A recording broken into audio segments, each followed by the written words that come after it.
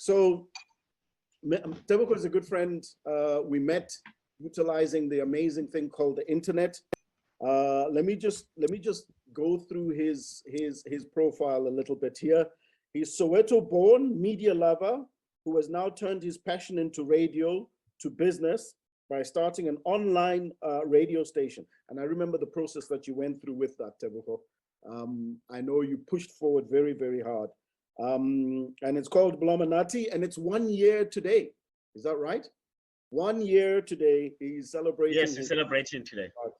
Over 22 years in media sales experience and brand consultancy, and he obtained his public relations and communications diploma from Daimler. And what I'm going to turn to is that this is not really your first time on our stage and doing Men of Value. And what I will recall, Tebogo, about you is that you were the first, when we did Men of Value, we'd had several guests who were profound, but you were the first guest who talked intimately about their own personal life and experience. And I remember going, wow. And some of us had to switch off our cameras for a little bit so we could, do what men do, which is cry under our own pillows and then come back on. And I'm really looking forward to what you have to say around, the challenges of men, the future of men, the society of men, and men of value in general. So I'm not going to dig too deep into your profile because I know you'll talk a little bit about yourself when you do that. So without further ado, let us hand over to you.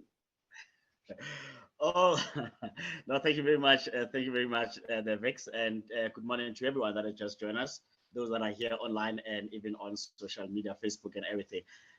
One thing that I want to say to you is thank you again for the opportunity. I always say thank you again for the opportunity because we really get this platform as men. We really get this platform as men to engage and talk about things that are bothering us on a day-to-day basis. And as you said, 22 years in the media game, and today it's a big day for the station. We are cutting cake, our first year celebration. And I also launched a program also called My Gents Let's Talk. So My Gents Let's Talk was also started to address one or two issues, especially towards men holding back. For me, it was about men holding back. And when I started that, I said, I want to do it, but I'm doing it more for my dad. Every day when I come on stage and speak about my journey with My Gents Let's Talk, I do it more for my dad. He is a man that has been with me through and through. Even today, when things are not going well, I'm back at his house. And the man that I call my dad today, it's a guy that decided to fall in love with my mother. And when he fell in love with my mother had a 2-month-old baby. And that baby was me. And 16 years into their relationship, or 18 years into their relationship, my mother passed away. And at that stage, I was only 16 years old. And the guy has been with me through then, since then, even today. The man that I call my dad, I love him to bits. He is my stepfather and has been with me since day one. He's the only man that I knew, and he's still the man that I know today. I've got an identity today because of he gave me an identity. I've got rights to be a man. I've got a voice as a man because he gave me a voice that nobody else wanted to give me when I was growing up. And I have said it before that he has always supported me, but he's one of those, a typical black man who holds back his feelings. But today when I got this opportunity to come here, I said, I'm not going to prepare anything or write anything. For the first time in my life, I'm coming as bare as I am. The reason I wanted to come as bare as I am is because of there's a lot of stuff that we are facing as men. But there's two questions that I want to ask every man on this call today. It's two things. The man in you. Who is the man in you? So I want you to think about the man in you. And write that down, that every day, by the end of today, go out somewhere and find out about the man in you. And then the second question that I want to ask and pose to the men that are in here is, are you proud of the man that you are today? Are you proud of the man that you are today? The reason I'm asking this question is because of man is under siege. And with us men being under siege, we lose who we are. We're losing who we are because of the basics of manhood and fatherhood are slowly crippling away from us. Not because we are bad men, not because we can't do it, but because of the surroundings and the environment that we find ourselves in as men. The one thing that we find ourselves as men is the pressures that we're finding ourselves as men. And nobody is talking about the pressures that men are found. I heard Bravik saying that we are providing, we are protecting. It has always been there from day one. If you go to the Bible, it gives you protect and provide. But are we still providers and protectors of society that we are living in? And when we're talking about providing and protecting, what are we providing and what are we protecting? Every day when I wake up, I ask myself to say, am I providing based on material things that I have in my house? Am I providing because of the love that I give to my children? Am I providing because I'm a man who can do anything when you leave your house? You can provide love, you can provide guidance, but am I providing it enough as a man? And when we protecting, are we protecting our society? Are we protecting our homes? Are we protecting our legacy? Are we protecting our families? And when we're protecting every day, we're only looking at no man must enter my house and do as they please. We protect that. But we're forgetting the man in us that we also need to protect. The man in me says, I'm scared of what I see every day. The man in you says, I'm happy with my life, and you're protecting that. But one thing that we're taking for granted is the pressures that society has put on men and the pressures that are changing every day because of the cost of living that is changing every day. Nobody's talking about the pressure men find themselves with this raise in cost of living. Petrol is not getting cheap every day. Cost of living is not getting cheap every day. But with all the platforms that has been given to us as men, how many of us have used these platforms to empower ourselves? When Bravik said we are action orientated, we talk and also act. But I also want us to go back and relook at the ABCs of manhood and fatherhood. How many of us are even following that up? How easy is it for us to accept our situations? And then whilst we're accepting our situation, how easy is of us is to act on the situations that we find ourselves in. I'm not going to mention a lot of A abbreviate, but I want you to go back also as a man and look at all the A alphabets and all the words that fall under A and ask yourself as a man, are you accountable from every action that you are taking? Who are you accountable to? Are you accountable to self? Are you accountable to your wife? Are you accountable to society? Are you accountable to your kids? Who are you accountable to? And as we say, taking accountability and acceptance, are we walking the talk with the actions that we put after everything that we say we are? If we are men of action, are your action only based on your immediate family? What do you do when you see a broken young kid on the streets of Soweto, a broken young kid on the street of Alex, a broken young kid on the streets of Randwick? What do you do as a man? Are you accepting the situation without taking action because you're saying, this is not my baby? Or are you accepting the situation you see this child in and taking action and say, how can I help you? And how many times have you taken your phone and called a friend and asked them one thing, how are you doing today? You're not going to ask how was work, how's your wife, how's the kids, how are you today? Our phone calls have become load shedding, petrol, ANC, the government, but we forget to ask each other, how are you doing? You might be talking to Bravik today. He will give you a smile, but deep down, he's hurting. Because you're not asking him how he's doing. You only ask him, Bravik, about the material things of this world. And he'll answer you based on the material things of this world, based on the trending topics of this world, and based on what society wants him to say. And when you're taking B as men, how bold and brave are we as men? Are we brave enough to take what we see in front of us and fight it? Are we brave enough to walk up to our family members and say, I have failed? How bold are we to take up on challenges that we know that many men are not willing to take? When we're talking being brave, It doesn't mean getting out of your house with a gun because there's an intruder in your house and walking out. But I'm talking about how we're living our lives every day as brave men.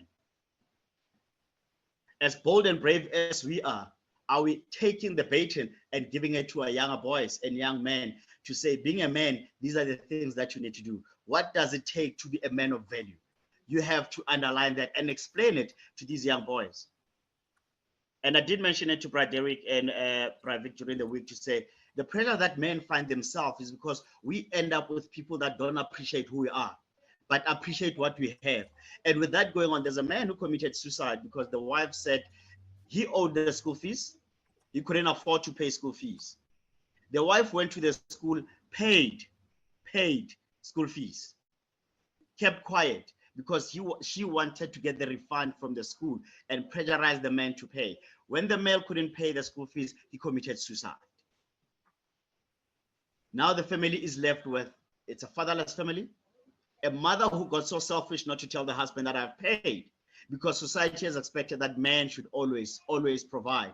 And we end up with partners that are putting so much pressure on us that men are committing suicide every day. The stress of men is rising every day. So South Africa is sitting at number 2 of suicide committed by men because of pressures of society. And because of one thing that I've seen happen in and around me, men not talking up about their problems. Men are not bold enough to stand up and say, I am broken. Men are not bold enough to stand up and say, I'm scared. Men are not brave enough to say, please help me.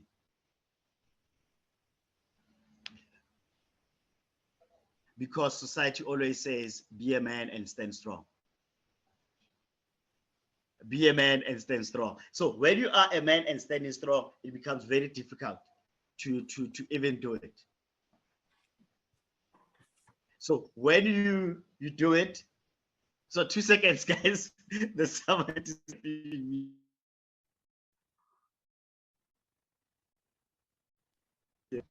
When society says to you, own up on your rights. But one thing that they forget that we have as men, we are caring and very careful in everything that we're doing. No father will leave his child hungry. Men are always careful on what they're doing. But most of the time, we're so careful that we can't even fight for our rights because we are scared what the next person is going to say to us when we voice out the challenges that we are faced with as men every day. Hence, I started the question and asked you to say, the man in you, is it the man that when society looks at, they care about how you're looking more than how you're feeling? When we're looking at how men feel, a lot of men are broken. They have lost the grasp of leading households as men. Men are living because of they can't provide for their families. Women are leaving men because he can't provide for his family. And I will give you a typical example. When I didn't lose my job. When I decided to resign about 2 years ago and said, I'm taking my dream and following my passion. I had a wife. But when my hustle was not good enough, she packed and left. Because she believed that I'm not going to stand for a man that only provides love and happiness, but that cannot provide material things. Men are losing their families. Men are losing access to their kids because they can't provide material things. As we are on this call today, somebody today might have had a rejected call from the mother of the child because they can't provide. Every day, men are crying for help, but nobody's listening to us when we're crying out. When you go to your brothers and telling your brothers that I'm going through the most, they'll only tell you one word, it will be okay. But when you go back home, you ask yourself a lot of questions to say, for how long will I hear the word okay when I'm not okay? Society, when they see you as a man, they see you as a strong man with broad shoulders, but they don't know the man in you, how broken and sad is the man in you. The boys that we are raising today, they are faced with a lot of challenges. The challenge that are faced with is society raising girls to say, be independent. Is society saying, if you don't have 1,000 likes on social media, you are not pretty enough. If you are in society, you're not showing what your body is, you're not good enough. And the boys find themselves in that competition to say, how am I competing with this one? An 18-year-old boy will never find love anytime soon because he is competing with a 30-year-old man for the same woman. He is competing with a 40-year-old man for the same woman. Will he ever find love? And when he finds love, will it be real love, or will it be love that is based on material things that he has? Every day as fathers, it's a challenge that I'm putting to every father that is listening today. You were raised to be a stronger man, but we are raising weaker men. I'll tell you why I'm saying we're raising weaker men. We're raising men that are easily taken by the pressures of society. We are raising men that says, give me everything that I'm not going to work for. Yet you work for everything that you have. And when you're not giving them everything that they want, they threaten you to say, I'm going to take my life. We are raising men that when a woman says no to them, they rush and commit femicide because they can't take rejection. Because from the family dynamics, they were not taught to take rejection as a solution. To them, everything was a yes, yes, yes, yes. And when they go to the world and the world says no to them, they say, nobody loves me. I say, let's strap our boots. Let's fasten our seatbelts. Let's wear our jackets. Let's work with pride and walk with pride as men. Because if we as men are not going to come together and hold together and listen to one another as men when we're crying, nobody else is going to look after us. If you have a wife that loves you, if you have a girlfriend that supports you, if you have a family that cares about you, hold on to those individuals, because without the support system that you require, you find yourself alone. You'll be alone yet supported. It's better to be alone and supported than to be alone and not supported. I want to say to every man that is here, your dedication to the time and the quest to be a man of value is what's going to set us apart to the rest of the men in this world. I thank you. Thank you, Tebogo. Thank you. She's powerful as always. Powerful as always. You know, it's always great when someone goes ad lib. You know, when someone says, "I'm just going to speak," you often get messages as powerful as what you just told us now, Tebogo, because between the brain and your soul is very little space. And I think you've really put down quite a few heavy points for us to ponder. So thanks so much for that. Obviously, I have tons of questions, and I see there's some on the chat. Guys, I must apologize. I'm not sure what happened after Vic's grand intro. I think the tech got nervous and I disappeared into oblivion, speaking on my own. But I think before I go into, or we go into chatting more, I shouldn't really call it questions. Before we go into chatting more and dissecting Tebogo's message, I'm gonna guess that he was too humble to say who this giant is that we're speaking to. So I'm going to reverse things a bit and hope I'm not repeating too much. I did a bit of that actually. You mean the profile? No, I did a bit of the profile. Cool. We've worked together for some time at Prime Media with old Tebogo, and obviously today he's celebrating Blomanati, which is a huge achievement. Congratulations, my brother. I see that people are congratulating you here. But I think the one thing that you say when you speak about yourself, and I want to say it verbatim, it says, my turning point happened in 2012 when I was sitting and thinking about my dad and how he has changed since passing of my mother in 1990. And the idea of Magent's Let's Talk was born, the platform for men to open, share pain without being judged. That is absolutely 120% synonymous with where we are as men of value and the safety space that we're trying to create virtually and in the real world. Tebogo, in terms of what you were chatting around, why would you say men, A, don't participate in these safe environments? And those that do, don't find it safe? Why is it you'd call somebody and say, look, I have created a barrier here, surrounded you with safety and warmth and love and whatever the other terms are. Why do men not open that door and come pushing and shoving to get in? Frederick, I've always asked myself that more than once. And I've always made a joke in some of the such events that we host and said, if we can put a flyer says Men of Value event, and on the flyer we put Zodwa Wabantu, and then we put the link.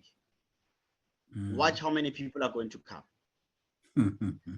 The reason people don't come or don't participate in such organization or such movement is because of they don't see value in when they are taught or told what on how to live their lives. Yeah. And we want to be corrected because we are the same people that are making the same mistakes. So I don't want to come into a platform and hear about me being a better man, yet I know I've just beaten my woman and I'm not willing to accept that I'm a woman abuser. Or I might come into this meeting after I have done things that I'm not proud of and scared because of we think that we're going to be judged. Substance is something that a lot of people don't want to hear about. But if you go, I said it 2 weeks ago, if you can go and any social media now, don't put a picture, just write help and see how many people will respond to that message. And then do the same message and say help, but post a naked woman and see how many people are going to respond to that message. That's where society's mindset is at this moment. Substance is not of value to them, but to a very few. Yet the platforms are always open. And I think I always appreciate Men of Value because of it has given me a voice and it keeps giving me a voice. And I hope that everybody that comes on this platform understands that it's your voice. Nobody's going to judge you for being part of this. If you're feeling that I'm not safe here, you can call Pradex on the private, you can call Pravik on private and say, here are my problems, and you'll get an answer. I think it's about us now. We need to change the narrative and saying, as men, we are always called upon to say, are you there when you are called upon as a man? There is a quote by T.D. Jakes that says, the world is looking for a man. Society is looking for a man. A woman is looking for a man. Are you that man? So if we go back to those things like T.D. Jakes says, when everybody is looking for a man, are you the man that the world is looking for? Absolutely. Absolutely. I just wanted to mention that, one of the most profound things about you, Tebogo, and you've just done it again, and I've come to one of your events with my gents, Let's Talk, is when you say what's in and deepest in your heart, let it out. You don't joke about that. You're quite profound in being very direct and deliberate about saying how you feel. And I remember when you told the story of, because I watched when we met, the narrative of you going through setting up the radio stations and what you were trying to do in terms of fulfilling your passion, specifically for dealing with men issues. I remember those conversations that we had. And when you then came back and said to me, when we were all together as men at one of your events, the unfortunate tragedy of your wife leaving as a consequence, not only did I find it, pretty, profound that happened, but I found it even deeply more profound that you could say it. And I just don't think we're saying enough as men about the deepest things that actually are hurting us.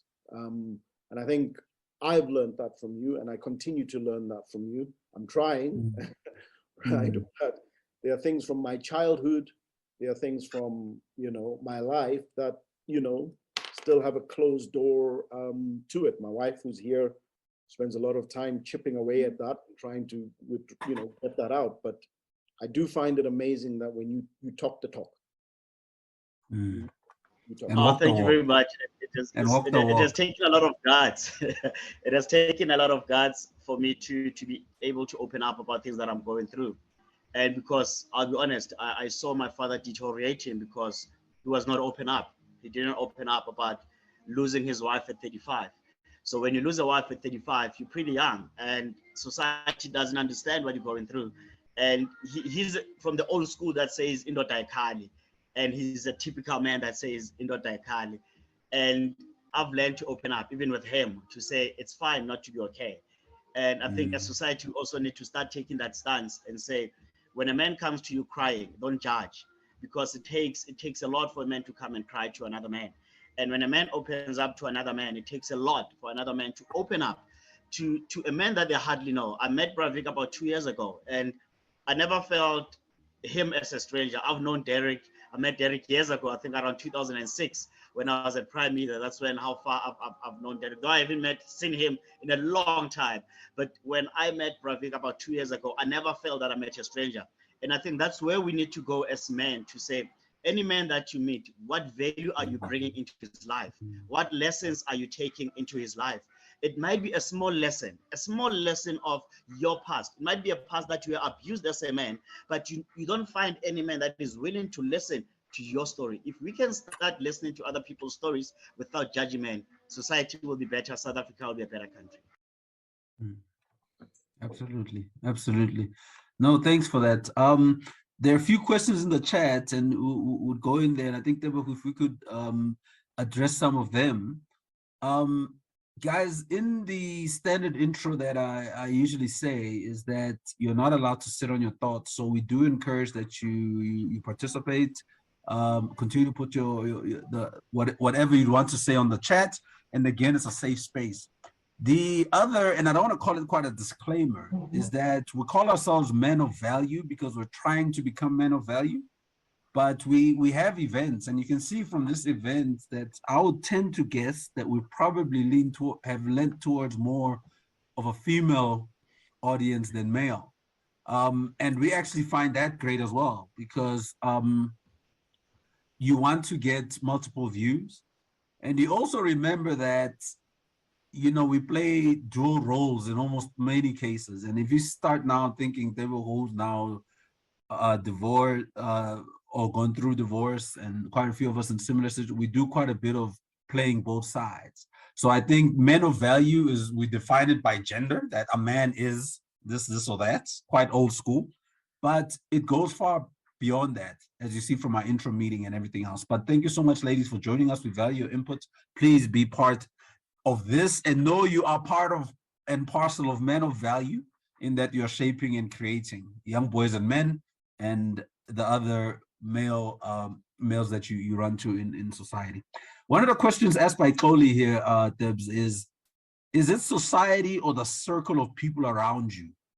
And I guess that was in reference to that influence the person you become. It's a bit of both. It's a bit of both, because people around you, they say you are the friends you keep. To be honest, you are the friends you keep. You are the people that you live with every day. People around us will also play a huge role in the decisions and the men that we end up being. And it's also how you role model them around you. But society, remember, society sets a standard that people around you wants to follow because of what society says is right. So they follow the norm of society because of that, what society has said to them. If you look at a simple statement like men don't cry, it came from society. And everybody that navigates towards you take that statement because that's what society norms say. And a group of people around us, and I would love for us to also change that mindset, because our friends are not, we don't share the same vision and values, especially when you change. It's rare to find a friend that will say, I will support you when you become a man of value. I will change if with you have 10 friends, if you have 10 friends, only 2 will come with you. 8 of your friends will say, you know what, we support, but supporting without being there. That's another thing that makes our event fails as men, to say men don't gravitate towards such, because they say these ones are trying to change the dynamics of a failed society. We are fine with a failed society. Let's continue ravishing the society that we're living in. Who are we to fix? And we forget that the generation before us, they fixed what they could. But we are a generation that is taking the baton to see how far we can go. So those that are around you will not gravitate towards you if you're changing from being a man of substance to being a man of value. So when you become a man of value, you know what? They always say that good things, they hang around, but the bad ones will gravitate away from you. So when it comes to the people around me, the lesser the better, but society is the one that has changed the dynamics of how we live by every day. Derek, isn't it the case that you just think about the difference between a man and a male? We have this in men of value, folks. And again, I want to re-emphasize Derek's point of saying thank you to all the amazing women that have joined us. The Men of Value event is for everybody. And then we have what we call a Men of Value program, which is for men only. And one of the things that we said in Men of Value program is that there's a difference between a man and a male. We are born males, right? Which just basically means we have a very specific organ that differentiates us from others. And with that, our animal instincts of us like no different to other animals. And that is a transitioning from going from a male to a man. There's a metamorphosis that takes place there. And the thing that Tebogo is talking about is that there are some males who are comfortable with a broken society because they thrive in it. They thrive in a society where they can be the proverbial alpha, or where they can be the proverbial lower standards. Exactly. But a male is somebody, a man is somebody who has now inculcated that thing, that gift God gave us, the ability to decipher, diagnose, and understand, to synthesize, and to understand the functionality of the male part of us in its role in society. Otherwise, you just carry on being a male and behaving like a male, right? And you know, and we all know on this platform what that entails. Profound learning. Thanks. I think that openness to a lifetime of learning is absolutely critical. And I think, much to your point, we're doing it through this session and many others.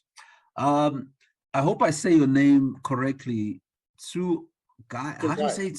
Tsungai answered partly Teb's question by saying society is made up from those around you. It starts from within. Love for self first, then consciously choose who you surround yourself with. I mean, that's really profound. Choosing who you surround yourself with. And I think you can see it every day. I mean, there's certain people you knew, you don't hear about for 10 years. And next thing, no, they were arrested 5 years ago and this or that happened and that went wrong. And like, wow, the person I knew and what you're telling me about are two completely different people. But throughout life, the people you're surrounding yourself with are the people you become. And I think you both, yourself and Sumai, have answered that one.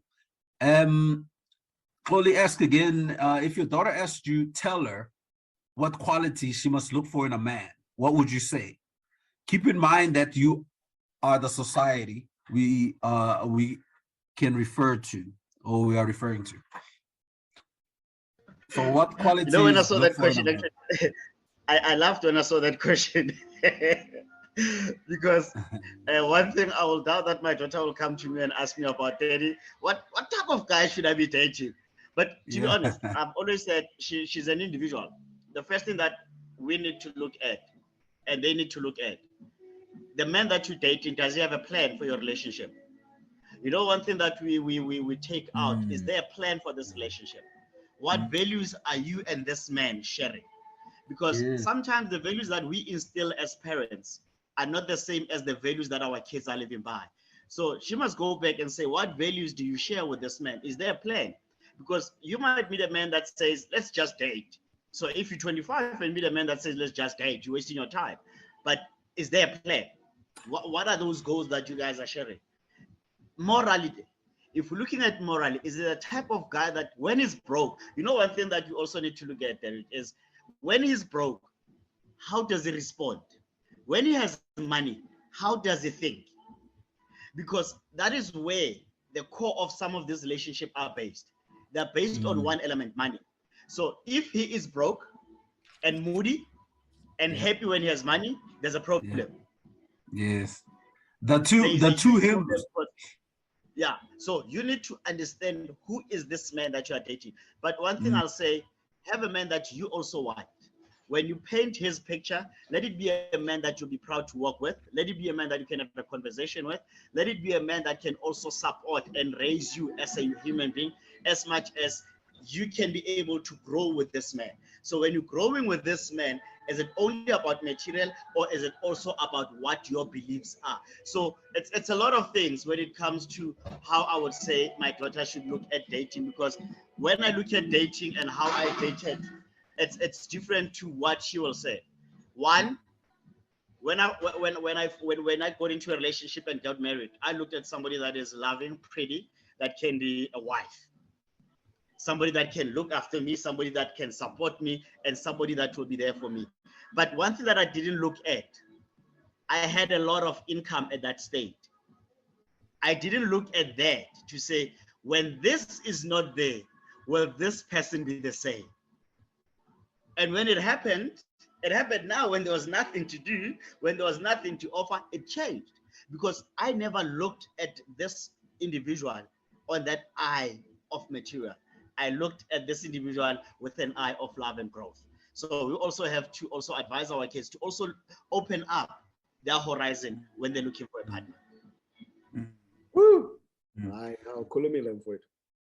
Yeah, no, it's really something.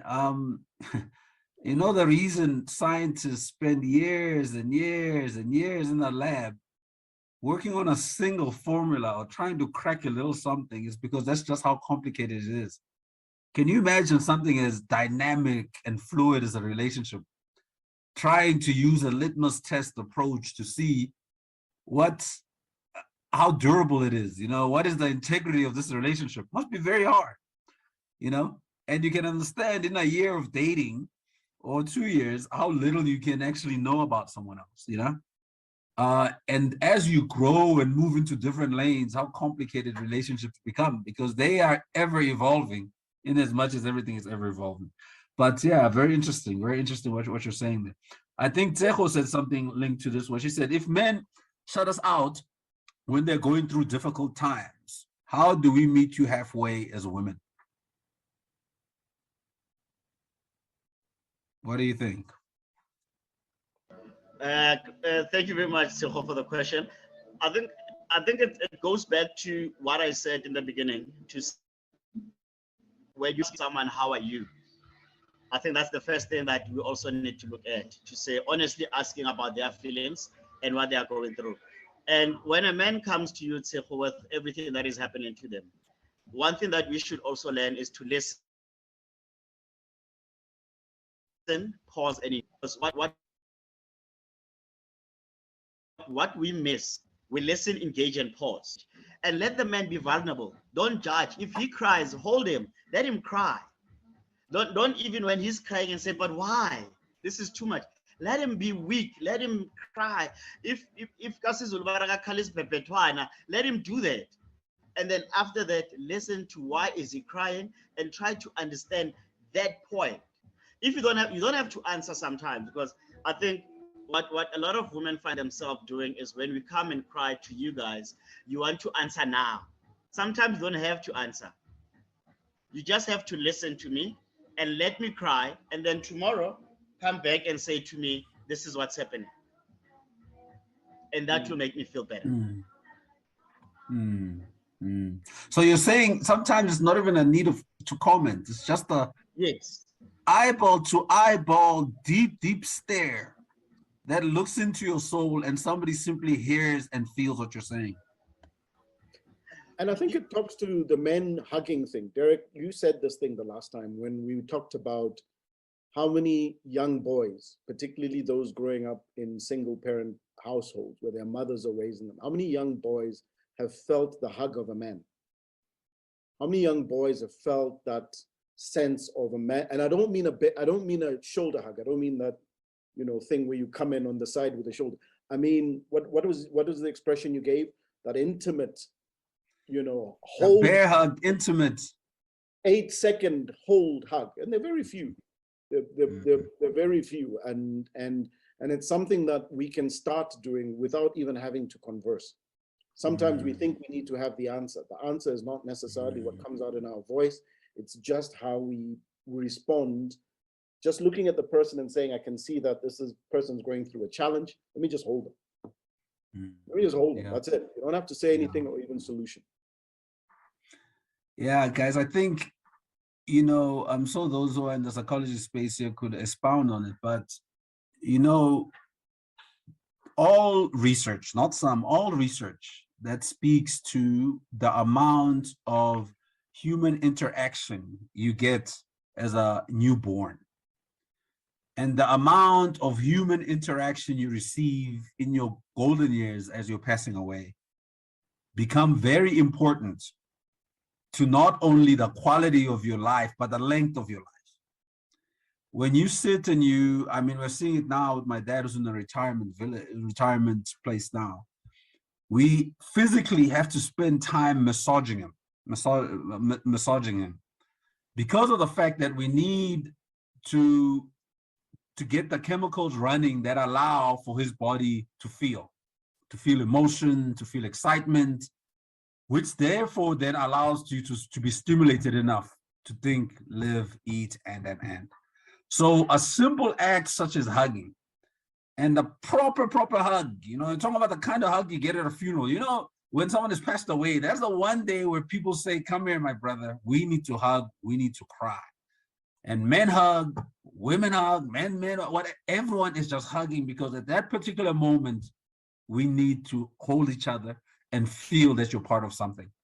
So that thing you're saying, Vic, absolutely. And it's interesting to say, I mean, back to what Tebogo was saying, that listening by a hug is probably might even be better than listening on its own.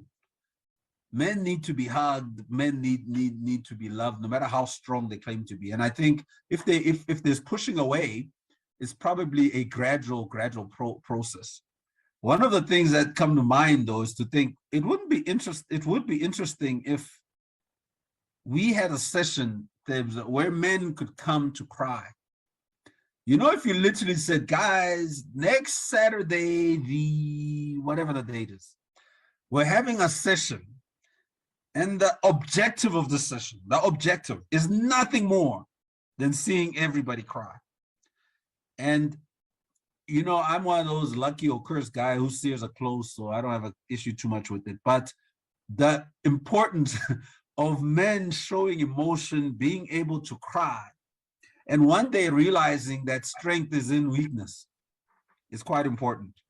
You know, and in the gospel world, they talk about strength being in surrender, a form of weakness, which then becomes strength. So I think we as men probably need to sit and say, let's have a session where we have come together so that I cry, so that you cry, we make each other cry, and all of us collectively can bond and become stronger through showing what's classified as a weakness and actually a strength.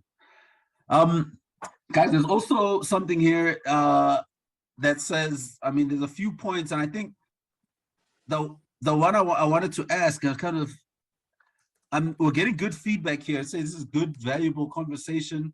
Please find a way to ensure that you can spread the reach to the rest of society. I think we use Men of Value to try and do that. Thebs, through his many platforms, tries to do that. I think one of the things that we often try to do as Men of Value, we say, start where you are. You know, you hear it every day in business talk. You hear it every day in even when we're training people in martial arts and these things. You start where you are, at the level that you are, in the position that you are. Even in self-defense, you start in that position that you are, you know? And so I think that would really be great if each of us, when we open that door, are starting that journey right where we are in a small way to then add the bigger value. Debs, what would you say is a good way? What is a good way to get men to show emotion? I mean, I think we spoke about hugging, but practical skill. How do people become like you and say what they're feeling or act on what they're feeling? What is there a trick? I mean, obviously from an entrepreneur's perspective is a willingness to take a chance, but what is it? I don't think there's a trick. I don't think there's a trick. I think we need to forget about abantu bazothini syndrome. So if we can start with, I don't care what anybody says about my story. I don't Yeah. care what anybody says about what I tell them. But at the end of the day, I've opened up because we all Yeah. know that talking is therapy to some of us. So if you hold Mm, it back, who are you going to share it with? So rather mm, just open up. There's no secret to it, but forget about what they're going to say and focus on yeah. what you want to say. And then if we can do that, everybody will be easy to talk about what their problem is. What you just said now actually about a party for men where we sit and cry, can be one of them to say, if I come and talk to Derek and then we end up crying, I will also share my story because I've seen and Mm, heard what his story mm, is. So the reason men yeah. don't even open up is because of we are building this perfect world that is not there. Yeah. And we don't want to break those walls that are ceramic walls that are in front of us because we say, I'm living in a perfect world of roses, flowers, and everything. Mm, I'm perfect. mm, And mm, me being perfect, I'm going to share my perfect story with you. Hence, mm. when guys meet, the only thing that we want to talk about is football, alcohol, politics, and now there's a new one, ESCOM. So those are four things now that a lot of men now are meeting to talk about. But Yeah. we also need to Yeah. sit and speak about our feelings. The cried it out session for men, women have done it. I've seen women say, let's Mm, meet, coffee at somebody's house, bring your tissues, we're going to cry it out. But I haven't seen it happen mm. with men because we don't want to share our pain with other men. But I think if we Mm. can just say, I'm Wow. sharing mine, you there to listen to mine. I don't care what you say about Yeah. my story, but I'm sharing mine with you. Yeah. Guys, I've used this analogy before, and I think perhaps, sometimes you need almost a trendsetter or fashion. One of the things I find so interesting is, and I've said this in other sessions, is I listen to Tebogo Touch quite a bit on radio.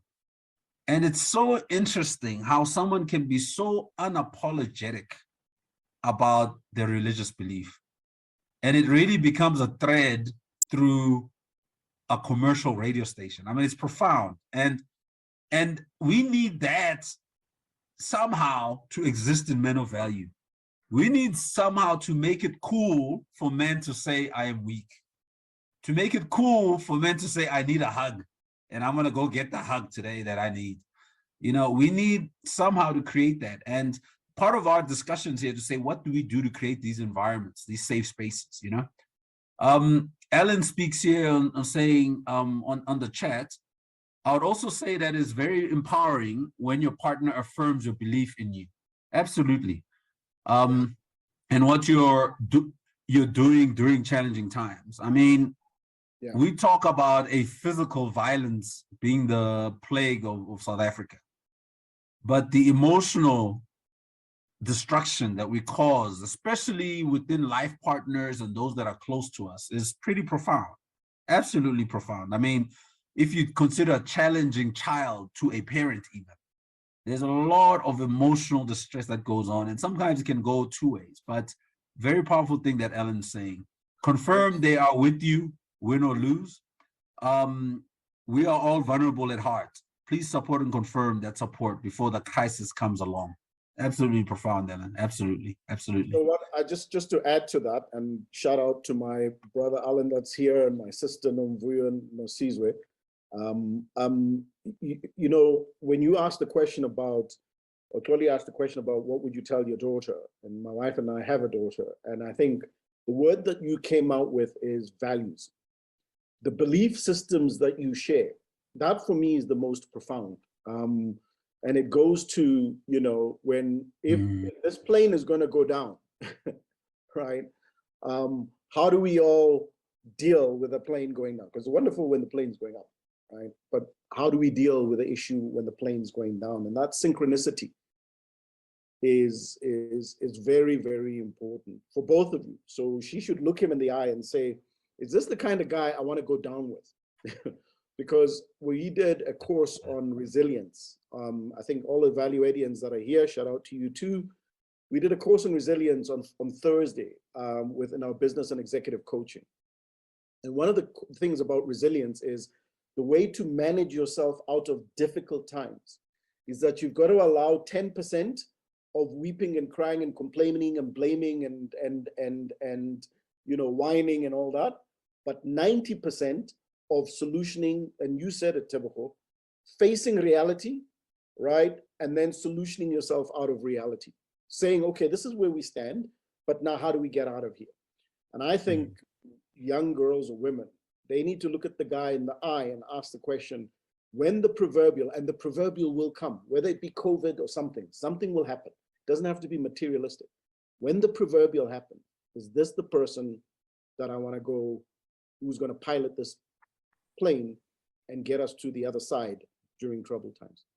And they talk about speaking things into reality. So some people might not want to speak about tough times or sign a funeral policy because one day you die, but you will, and tough times will come along. I mean, it's guaranteed. It's a promise. It's a promise. In a religious sense, and I think most religions talk about this, where you fight through the hardship. In fact, very few of them talk about some fancy tool that will allow you bounce over the fire, go around the fire, grab a fire extinguisher, turn it off. They almost always speak about the need to go right through it. Almost like when a plane is flying, it has two options. It'll go right around the very, very long way, or it goes right through the center, the core, to get to where it's going. And it's almost like that. In life, those challenges would come. Yep. You must expect them. You must plan accordingly and hope that, your partner is in cahoots with you on it. Nomvuyo says, I believe one is influenced or molded first by family. And if you have a grounded family, you appreciate both female and males without discriminating. One is a great foundation. One needs to embrace values, integrity, and accountability. Thanks, Tebogo, for your insight and honesty in your presentation and your life's journey. How about those who hide behind tradition? Oh, geez. There you go. The cat's amongst the pigeons. Eh? How would you answer that? Where does tradition play a role and how so? Thank you very much, Sis Nomvuyo there. When it comes to tradition, it's something that I'm not. I grew up in Soweto, so I think Soweto tradition, if there's any, there's close to nothing. But I think there's two things when men hide behind tradition. One is patriarchy, and the second one is because we want to do what society says we must do. And tradition always put men ahead of women. And they always say, as tradition, a man can cry, because I think that's one thing that also say, indoda kumele iqine, indoda kumele ibheke umndeni wayo, indoda kumele yenze into so. And when a man doesn't do that, if you look at, if they can even have research being done, when you take at most of the traditionalists, the divorce rate is hidden, if there's any. And you look at the modern world and see how many divorce cases are there. Because with this one, there's a whole dynamic, a whole tradition dynamic to say, as divorce kaya, one, umfazi, that's the second one. And the third one, it says, whether it's my word or the highway. And I maybe I'm misunderstood here, or maybe saying it in the wrong context, but you find even the younger generation that is coming from some of these traditional strict environment, they don't look at women as anybody that can be equal to them. They look at women as someone that will always be beneath a man. And they don't look at a man being able to voice out their feelings, because of that's not how society wants them to react. Society says, in my traditional way, indoda yehlathini, indoda support family, indoda yophangela, indoda mayibuya, they will do as they please. Hence, you find it's easy for them to say there is polygamy. And then when you look at why polygamy is allowed, it's because tradition says another woman must come and assist this one who can do better. That's how it started in the beginning.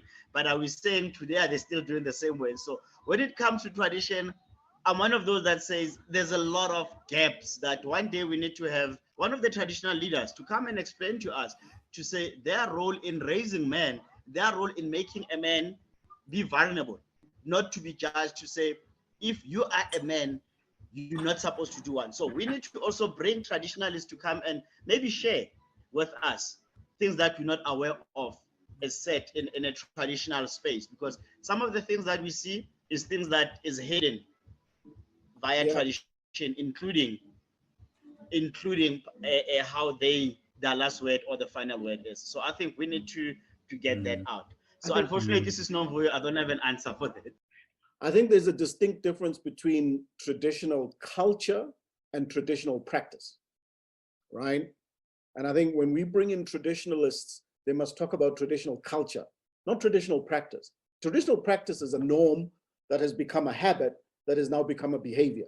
And then everybody conforms that to a tradition. That's not a tradition, right? When we look at traditional culture, it is what is the motive behind the practice and what is the intent behind the practice. And I think what's happened, to Tebogo's point, is that there are certain behaviors that have been inculcated into practices that people now seem to conform to a traditional culture. That's not, I think those two are distinctly very, very, very different. And the other thing that one must remember within traditional culture is that it's a give and take. So if there's a responsibility and a role, it's on both sides. And I remember listening to somebody who said something very interesting about equality. He says, you know, he used the analogy, Derek, of your hands, right? He says, both hands are on my body, but not both hands are as strong as each other. There's one hand that is profoundly more used than the other, but they both play an equal role in equality in terms of balancing my body. I'm left-handed, right? Everything I do is with my left hand, but remove my right hand and my left hand cannot work at all. So the constructs of how we look at these certain things that have been put into place need to be dissected right down to their basic levels, so that we're not using what people are utilizing for their own personal motive as an argument to do things that are actually not meant to be the things that they're doing. Yeah. No, good points, gentlemen. Good points. And I think on the traditional front, I mean, it is both what you're saying. It's got values. It's deep bound with, but there's an element of good intent about them. It's almost like the law. You know, you can't make a law for every circumstance, so you tend to end it with "and all other such situations." You know, where you don't necessarily define them because you couldn't define them all. You know, it's not exhaustive.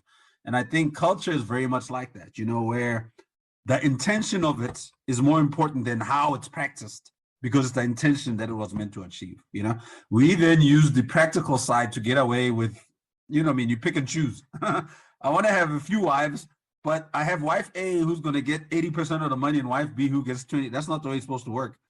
You know, even from splitting of the money, it must be equal.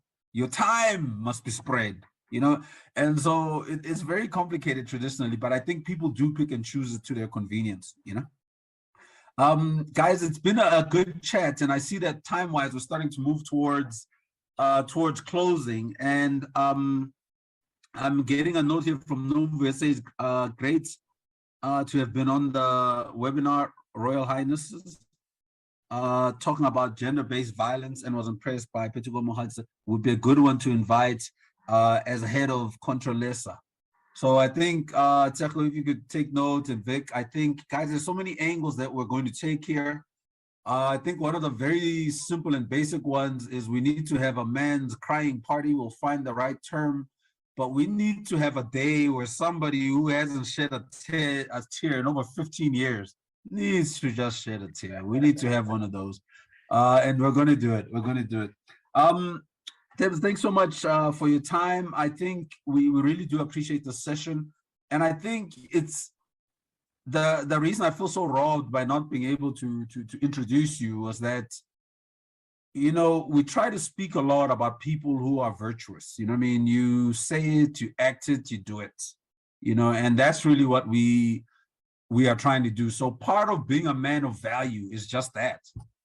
I said, I'm going to come to this meeting. I come to this meeting, I do it. And I come, there's an element of just sticking to your word, doing what needs to be done. So thanks you so much for joining us. I'll leave you to say your closing words.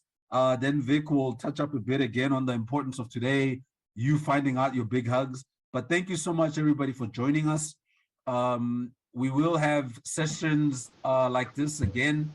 We try to have monthly, if not every alternate month, and we have programs outside of this where we as men sit together and we really try to make it deep-hearted emotional discussions underpinned by action.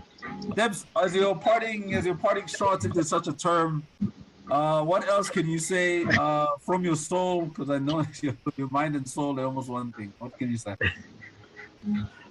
No, I want to say thank you very much again for the invite, and thank you very much to everybody that took their time also to listen to what we had to say. And I'll go back to what TD Jake said. The world is looking for that man. And are you that man? Let's not forget the two questions that I asked in the beginning to say, the man in you. Let's go out and talk to the man in you. And the second one, are you happy with the man that you are at this moment?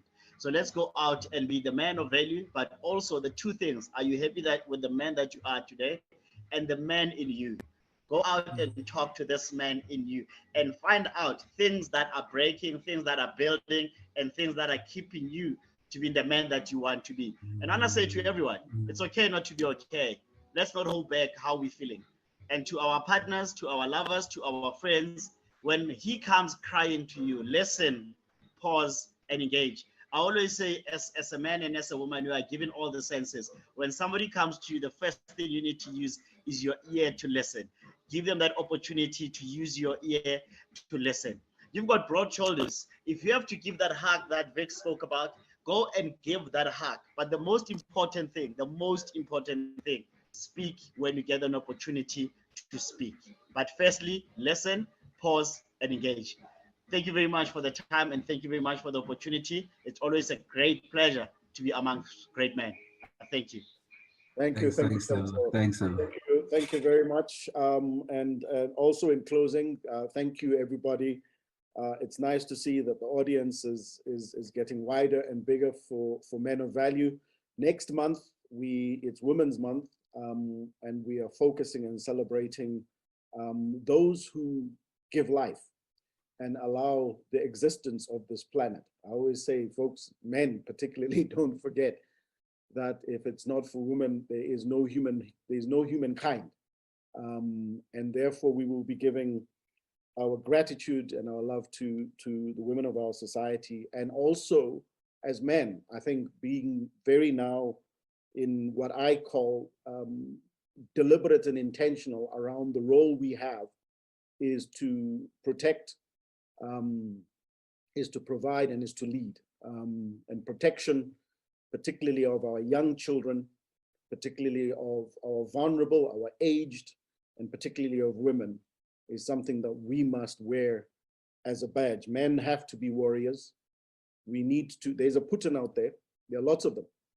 And when Putin comes and starts knocking on the doors and creating vulnerability in our society, we need to step up. And to do that, everything that Tebogo says is that we need to find the inner selves of who we are as men, cry when we need to, be vocal about what we're going through, so we can be the strongest we need to be in times when those crises require us to step up. So we're looking forward to that.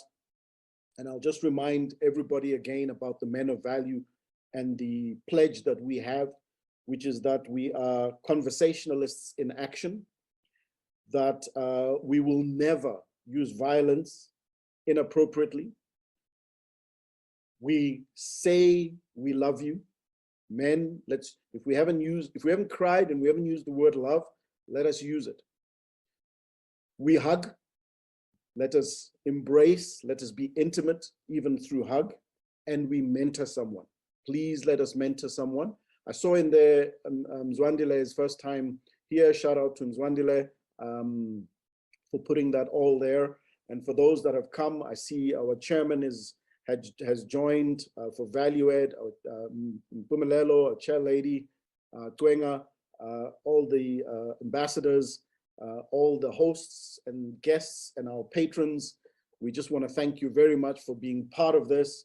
And until, have a beautiful weekend. And until the next session, stay safe, stay strong. And men, let's march on to be of value. Tebogo, thank you very much. Derek, the host, thank you very much. Enjoy a beautiful Saturday. Take care, everybody. Thank you, everybody. Thanks for your time. Great day ahead. Thank you. Cheers. Bye-bye. Cheers, everybody. Thank you for watching this ValueEd on the go recorded live session. If you enjoyed this session and would like to learn more, please head through to valueed.co.za/members.